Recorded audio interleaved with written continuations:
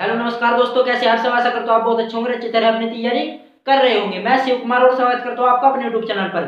आज की इस वीडियो में लेकर आए हैं आंकिक प्रश्न, कुछ महत्वपूर्ण प्रश्न जो यूपी बोर्ड की परीक्षा में लगातार पूछे जाते हैं। आपको इसे ही वर्ष का पेपर उठाकर देख लीजिए, इस प्रकार के क्वेश्चन आपको जरूर दिखाई देंगे। और इस प्रकार के क्वेश्चन से बच्चे डर जाते हैं, लेकिन आपको डरने की आवश्यकता नहीं है। आप ऐसे चुटकियों में इन्हें हल करने वाले हो। बस बने रहिए मेरे साथ इस वीडियो के अंत तक। आपको इनसे जो ये क्वेश्चन है इनसे घबराने की जरूरत नहीं है, क्योंकि इनका बच्चे क्या करते हैं, इनका क्वेश्चन, इनका जो कॉन्सेप्ट होता है उसे नहीं समझते और रटने का एक तरीका बना लेते हैं और रट कर इन्हें इसको अपने पेपर देने के लिए चले जाते हैं। लेकिन वहां पर क्या होता है, रटी हुई चीज हमें ज्यादा देर तक याद नहीं रहती। लेकिन यदि आप इनके कॉन्सेप्ट के आधार पर इन्हें अच्छी तरह से प्रिपेयर करेंगे तो आप जिंदगी भर इन्हें नहीं भूलोगे। आप मैंने बताया, जैसे मैंने बताया कि आप इन्हें चुटकियों में हल करने वाले हो और दिमाग में घुसा दूंगा।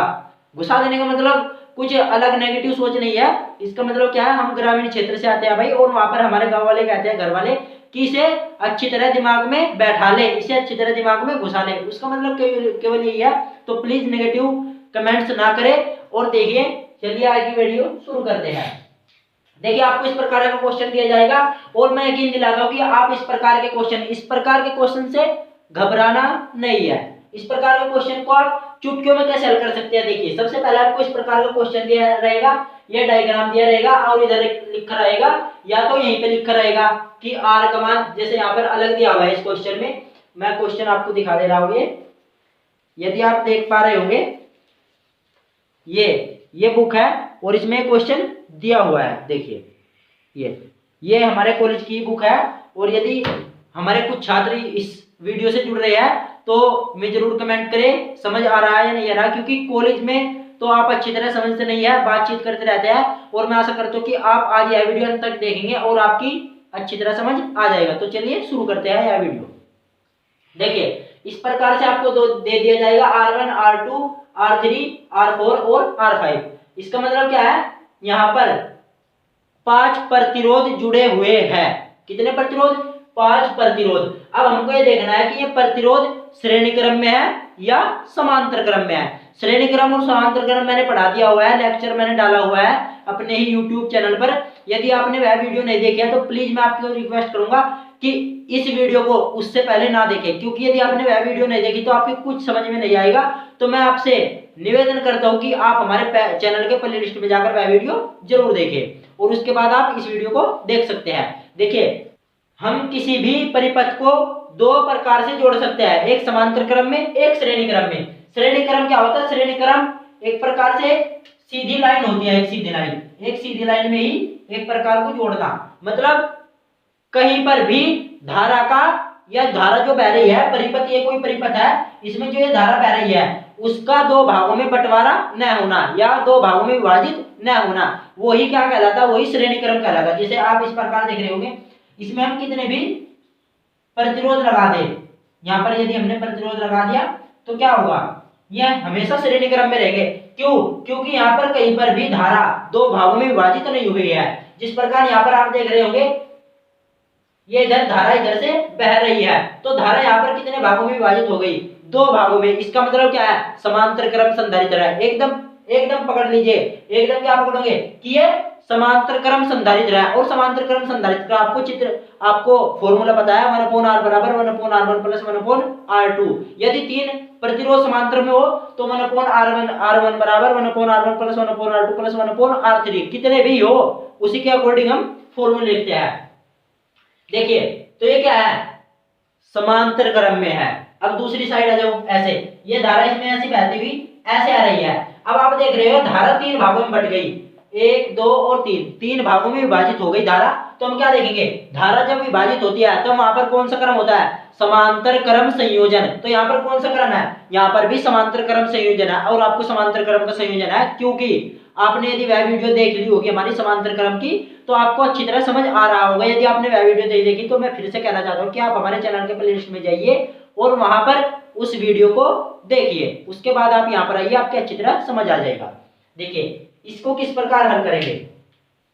सबसे पहले आप ये डायग्राम उठा लीजिए। एग्जाम में आपको ऐसे करना है आंसर। आंसर में आप लिखोगे कि R1 व R2, R1 व R2 कौन है, ये R1 व R2 दोनों प्रतिरोध समांतर क्रम में जुड़े हैं।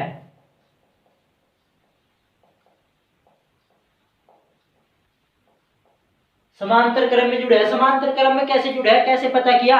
अरे भाई अभी तो बता, जब कोई धारा दो भागों में विभाजित हो जाए, देखिए ये कोई धारा जा रही है और दो भागों में विभाजित हो जाए, तो कौन सा क्रम है? समांतर क्रम है। एकदम समझ जाना कि समांतर क्रम है जब कोई धारा दो भागों में विभाजित हो गई। तो कैसे, कौन से क्रम में जुड़े हैं? समांतर क्रम में जुड़े हैं। तब इनका तुल्य प्रतिरोध, तब इनका तुल्य प्रतिरोध क्या हो जाएगा? तुल्य प्रतिरोध का आपको फॉर्मूला पता है समांतर क्रम का, 1/r बराबर 1/r1 प्लस 1/r2। क्यों R2 तक क्यों लिया हमने, R3 क्यों लिया? क्योंकि यहां पर दो ही प्रतिरोध है, 1 और 2। अब क्या करेंगे, 1/r बराबर 1/r1 का मान कितने दिया हुआ है? R1 का मान दिया हुआ है 10 ओम, तो यहां पर 10 ओम नहीं लिखेंगे, प्लस R2 का मान कितना दिया हुआ है? 40 ओम। कितना? 40 ओम। और ये एक सिंपल सी आपका सरलीकरण का क्वेश्चन है। मैथमेटिक्स आप पढ़ रहे हैं, जब आपके पास साइंस है तो मैथमेटिक्स भी होगा, तो मुझे तो नहीं लगता कि आपसे है नहीं आता होगा, और यदि नहीं आता होगा तो इसके लिए वीडियो बना देंगे, कमेंट कर देना। लेकिन आप क्या करेंगे, यहाँ पर हम ऊपर का होता है अंश और नीचे का होता है हर, तो हम यहाँ पर हर को बराबर करेंगे। हर बराबर करने का मतलब क्या है, इधर 10 है इधर 40 है, तो 10 की किससे गुणा करें तो इधर 40 हो जाए। तो हमें पता है हम इधर 4 से गुणा कर सकते हैं। जब 4 से नीचे गुणा करेंगे तो ऊपर भी 4 से ही गुणा करेंगे। क्यों? क्योंकि यदि आपके घर में आपके पापा जी कोई सामान लाते हैं, आपका खाने के लिए कोई सामान लाते हैं, तो वो घर के हर मेंबर में बराबर बढ़ता है। इसी प्रकार ये भी घर के मेंबर है, यदि हम 4 से इसमें गुणा कर रहे हैं तो 4 से ही ऊपर भी गुणा करेंगे। तो 1/r बराबर कितना हो जाएगा, 1 की गुणा 4 में करेंगे 1 × 4, 4 आ जाएगा, और नीचे 14, नीचे 40 आ जाएगा, और प्लस 1, तो कितना आ जाएगा 5 और 40। अब 5 से जब इसे काटेंगे या 5 से इसे भाग देंगे तो 5 एकम 5 और 5 अठे 40, 1/8। ये किसका मान है? 1/r बराबर 1/8। यदि r का मान देखे, इसे पलट लीजिए, तब यहां से r का मान कितना निकल जाएगा, 8 ओम। अर्थात जो तुल्य प्रतिरोध है, इन दोनों प्रतिरोधों का तुल्य प्रतिरोध क्या होगा, 8 ओम। तब इसका दूसरा डायग्राम बनेगा। आपके एग्जाम में 7 नंबर का क्वेश्चन आता है, और यदि आप यह सीख गए तो आपके 7 नंबर पक्के होने वाले हैं। तो चलिए बने रहिए मेरे साथ इस वीडियो में। अब यहाँ पर दूसरा क्वेश्चन बनेगा, सॉरी दूसरा डायग्राम बनेगा, जो इस प्रकार से बनेगा। देखिए यहाँ पर दोनों को हमने देख लिया, इनका तुल्य प्रतिरोध क्या है, इनका तुल्य प्रतिरोध है 8 ओम। तो यहाँ पर हम ऐसा बनाएंगे, और अब यहाँ पर तो ये बैटरी से जुड़ा हुआ है,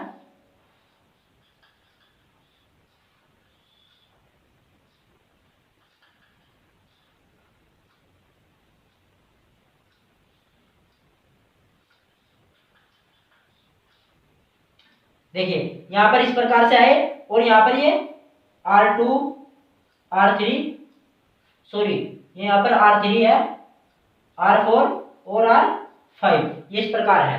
अब यहाँ पर हम इसको तो छोड़ देते हैं, यहाँ पर कितना 8 ओम तुल्य प्रतिरोध है।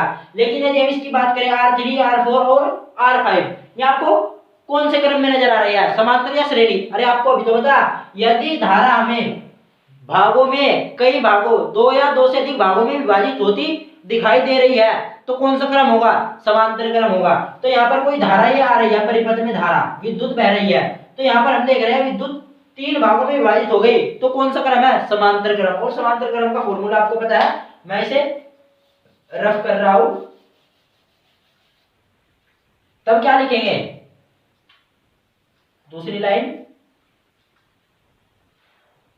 यहां पर R3, R4 व R5 तीनों प्रतिरोध समांतर क्रम में है, समांतर क्रम में है, अतः तुल्य प्रतिरोध कितना होगा? तुल्य प्रतिरोध निकालेंगे, हमें पता है फॉर्मूला 1/r बराबर, क्योंकि समांतर क्रम का फॉर्मूला क्या है, 1/r बराबर 1/r1 प्लस 1/r2 और प्लस 1/r3, ये इस प्रकार है। और यहाँ पर देख रहे हैं तीन ही जो प्रतिरोध है, तीन ही प्रतिरोध है, और हमने तीन तक यहाँ पर लिखा। इधर दो प्रतिरोध थे, हमने दो तक ही लिखे था, R1 R2। अब 1/r बराबर 1/r1 का मान, सॉरी 1/r3 का मान कितना है? 1/r3 का मान है 30 और R4 का मान कितना है? 20। 1/20 प्लस R5 का मान कितना है? 1/60। अब यदि इनका हम आधार या इनका हर हम बराबर करने की कोशिश करें तो क्या आएगा? 60 इनका आधार आ जाएगा। एलसीएम निकालेंगे तो 30 की 2 से गुना करने पर 60 आ जाएगा। तो जब नीचे 2 से करें तो ऊपर भी 2 से करेंगे, इधर 20 की 3 से गुना करेंगे तो 60 आ जाएगा। अब 60 इधर तो है, इधर किस चीज की गुना करने की आवश्यकता नहीं है। 1/r बराबर 2 एकम 2 प्लस 3 एकम 3 प्लस 1 और इधर 60। 3 और 2 5 और 1 6/10, तो 6/60, ये इधर 60 है ना, तो 6 दाई 60, 1/10। अब यदि r का मान हम देखें, यहाँ पर इनकी तुलना करें तो r के बराबर क्या है? 10। इन्हें जब उलट देंगे हम तब r बराबर कितना आ जाएगा? 10 ओम। इसका मतलब क्या होगा? ये जो संधारित्र आपको दिख रहे हैं, तीनों प्रतिरोध दिख रहे हैं, यहाँ पर कितना प्रतिरोध है? केवल 10 ओम का प्रतिरोध है। अब यहाँ पर ये डायग्राम भी रफ हो जाएगा। अब यहाँ पर हम क्या निकालेंगे? अब हम यहाँ पर दूसरा प्रतिरोध बना देंगे। मैं यहाँ पर बना रहा हूं, देखिए यदि आप नहीं उतारा है अभी तक, ये उतार लीजिए या स्क्रीनशॉट ले लीजिए इसका। मैं दूसरा रफ डायग्राम बना रहा हूं। अब हमको पता है यहाँ पर हमारा कितना प्रतिरोध था? 8 ओम। अब ऐसे था ऐसे,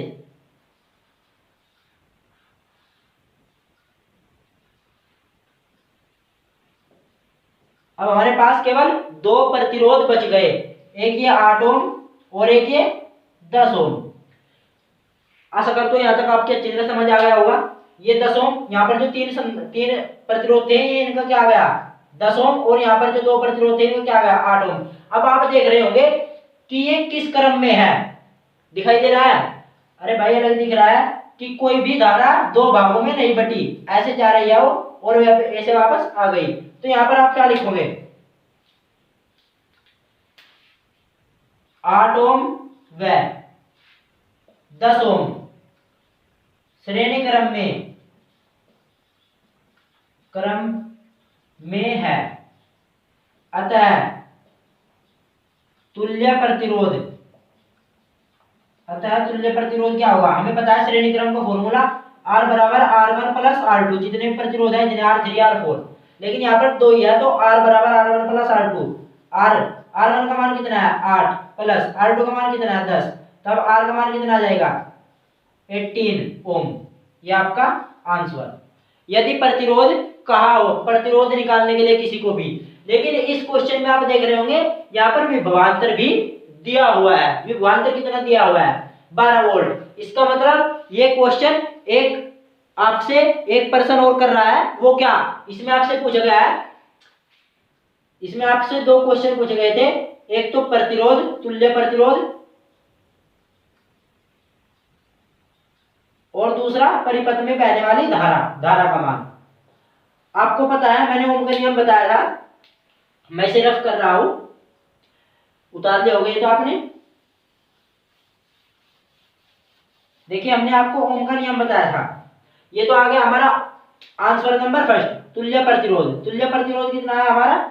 18 ओम। ये हमारा फर्स्ट आंसर। लेकिन सेकंड आंसर क्या कहा है कि धारा की मात्रा कितनी है?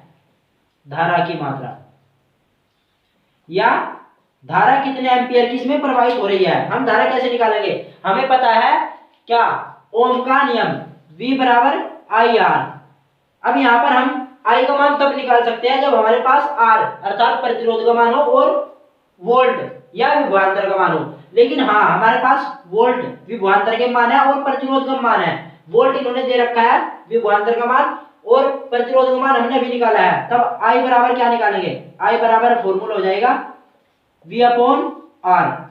आई बराबर निकालेंगे, V का मान कितना है, V का मान है 12 और R का मान कितना है 18। 6 से काट देंगे और I बराबर कितना आ जाएगा,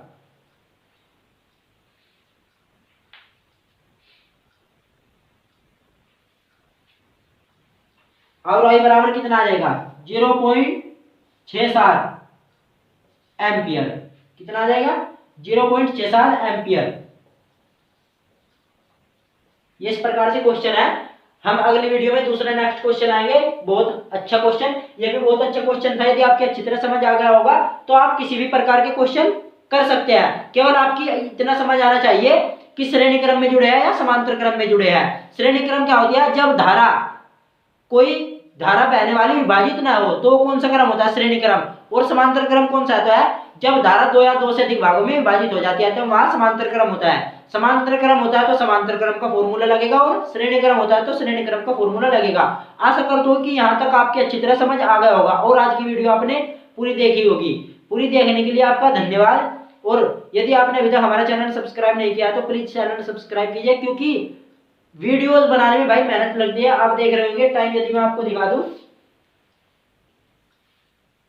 देखिए 10:33 अभी बज रहे हैं और लगभग 1 घंटे तक अभी मुझे यहीं पर और रहना है। अभी और वीडियोस बनानी है, हिंदी की वीडियोस, और इसी प्रकार से लगभग 12 बज जाते हैं। तो आपसे निवेदन करूंगा, जिस प्रकार से मैं मेहनत कर रहा हूं आप भी मेरे साथ केवल सब्सक्राइब, कमेंट, लाइक, शेयर के लिए मेहनत कीजिए। बाकी मेहनत आप मेरे ऊपर छोड़ दिए। आपके अच्छे मार्क्स आना और आपके अच्छे मार्क्स लाना ही हमारी जिम्मेदारी है।